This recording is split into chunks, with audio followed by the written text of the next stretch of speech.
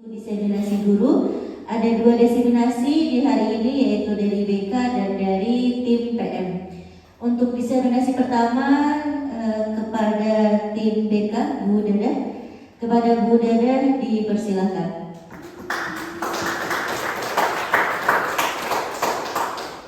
Bismillahirrahmanirrahim. Assalamualaikum warahmatullahi wabarakatuh. Waalaikumsalam warahmatullahi wabarakatuh. Bapak Ibu apa kabar?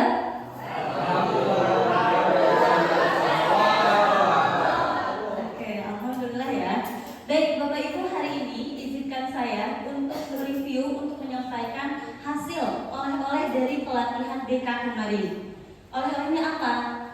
Ada 7 oleh-oleh. Yang pertama itu ada jurus. Kita dapat 7 jurus. Pertama itu ada jurus kenali potensi. Kita tahu setiap anak itu memiliki potensi yang berbeda, memiliki kecerdasan yang berbeda-beda. Kemudian pendekatan yang kami lakukan dari BK itu ada pendekatan metode angka. Yang pertama itu ada aktivitas. Gimana caranya di kelas itu anak-anak memiliki 2, adanya refleksi, 3, adanya konsep. Konsepnya apa nih saat kita mengajarkan di RPM, di RPP-nya itu apa? Dan terakhir adanya aplikasi. Baik Bapak Ibu, kita nonton sebentar dulu ya. Silakan disiapkan hatinya.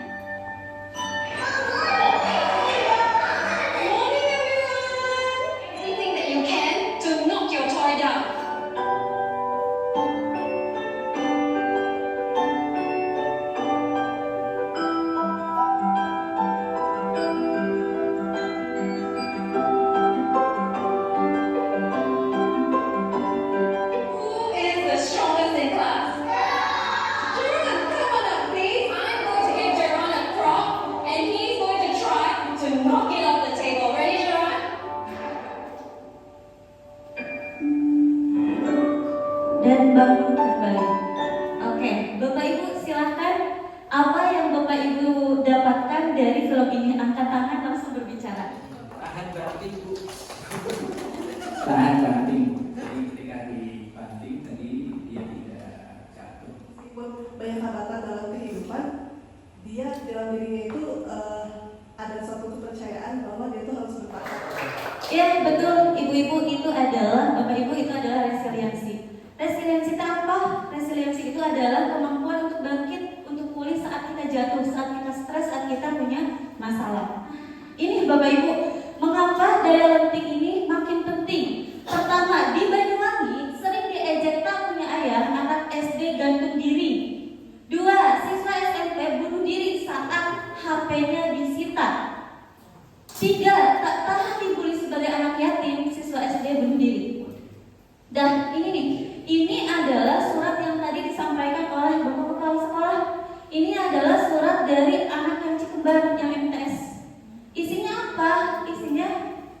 Isinya itu adalah, saya sudah memaafkan Mama, tapi untuk teman-teman saya akan memaafkan kalau teman-teman saya datang ke Mama dan bilang apa yang sudah terjadi pada diri saya. Oke, Bapak Ibu, kira-kira menurut Bapak Ibu, apakah anak-anak di sini itu adalah anak yang lemah? Tidak sepenuhnya iya, enggak. Anak-anak di sini itu bukan lemah, tapi mereka tidak memiliki ruang, mereka tidak memiliki dukungan untuk menguatkan kamu bisa. Mereka tidak punya ruang itu. Orang yang tidak memiliki resiliensi atau tidak pernah diajarkan gimana caranya menghadapi sesuatu, dia akan merasakan sendiri. Dia akan merasakan kehilangan harapan, alhasil dia memilih kehidupan yang paling gelap. Bapak Ibu pasti sering dengar generasi anak sekarang adalah generasi strawberry, betul?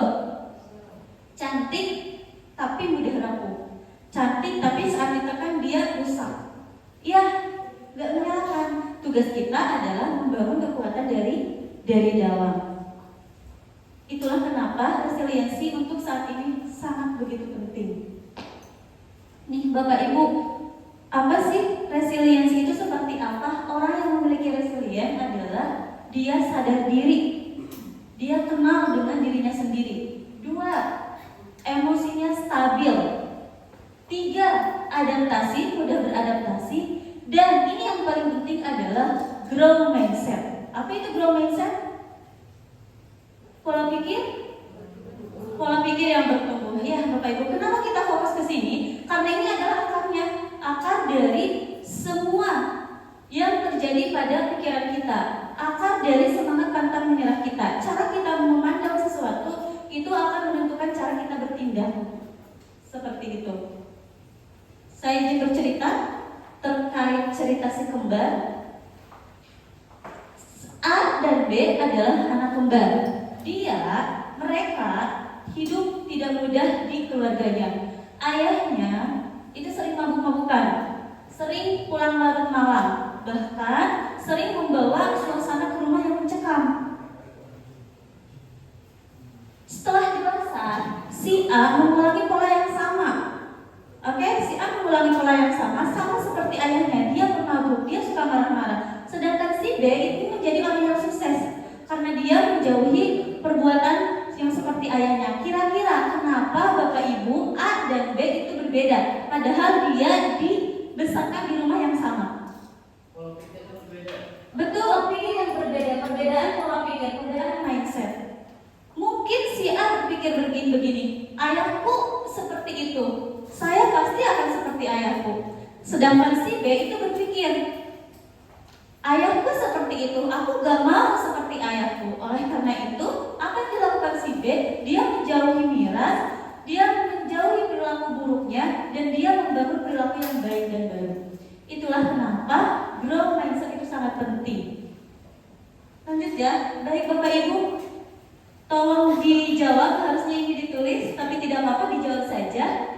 Orang yang fix dan grow, ketika membahas tentang kesuksesan, orang dengan fixed mindset akan menjawab, saya bisa sukses jika punya bakat. Kira-kira grow-nya seperti apa ya? Semua orang bisa sukses. Saya bisa kalau mencoba. Ada lagi? Cukup? Saya pasti bisa sukses. Oke, lanjut ke kegagalan. Saya menyerah. Grow-nya apa? Saya akan coba lagi. Satu lagi, kesulitan. Saya tidak bisa. Kita belum bisa. Betul. Oke, Bapak, ini jawabannya betul ya, Bapak Ibu. Kemudian, ini Bapak Ibu, ujiannya ya. Saya percaya kecerdasan saya adalah sesuatu yang tidak dapat saya ubah terlalu banyak. Fix atau grow? Fix. Betul. Ketika saya menghadapi tantangan, saya bisa menyerah karena saya merasa tidak cukup mampu. Fix. Saya percaya bahwa saya dapat meningkatkan kemampuan dan bakat saya jika saya berusaha dan bekerja keras. Grow. Baik Bapak Ibu, kemudian pada akhirnya kita nanti akan dapat tugas ini. Nanti Bapak Ibu akan dapat burger dari kami dan mereka. Mohon untuk diisi.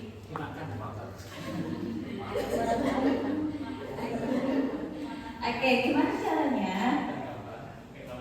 Nah, saya cerita dulu. Ini adalah penelitian dari Carol Dweck dari psikolog Stanford. Ada kelas A dan kelas B. Ujian menghancurkan resiliensi. Kok bisa? Kelas A setelah mereka melaksanakan ujian, dia diberikan ujian oleh gurunya. Oleh karena itu, apa sih bedanya ujian dan dukungan? Ujian itu lebih fokus ke hasil, sedangkan dukungan itu fokusnya ke proses. Betul Bapak Ibu. Kamu hebat. Ujian apa? Dukungan. Ujian sudah bekerja keras, kamu layak dapat prestasi. Dukungan. Ya, ini adalah jurus burger. Gimana caranya? Bapak Ibu silakan ditulis. Ada 2 burger, satu aja yang ditulis, tidak apa-apa. Gimana caranya Bapak Ibu memberikan koreksi terhadap kepada anak-anak?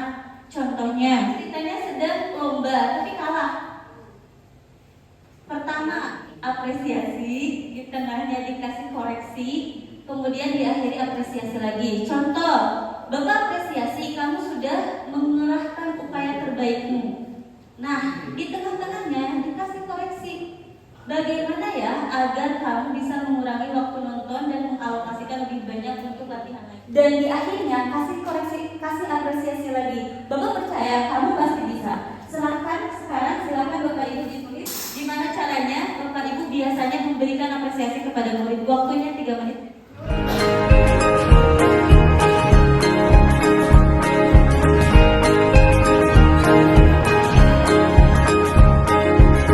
Murid mandiri dan kuat, tumbuh di lingkungan sehat,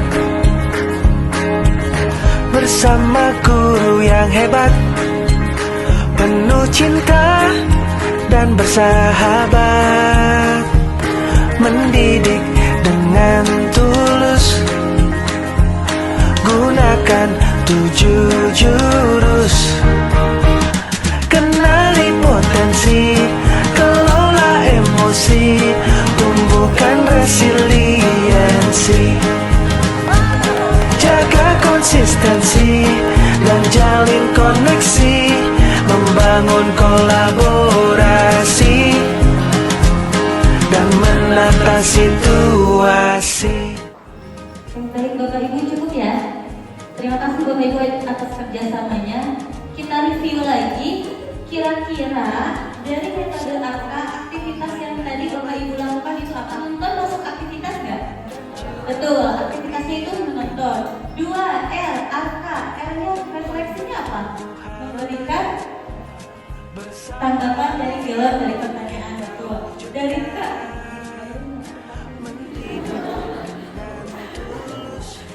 ARKA-nya konsepnya apa sih? Grow mindset resiliency, betul Bapak Ibu. Dan aplikasinya itu adalah feedback, yaitu membuat burger. Oke, baik Bapak Ibu, terima kasih atas perhatiannya. Jadi kami dicukupkan sekian. Wassalamualaikum warahmatullahi wabarakatuh. Menata situasi.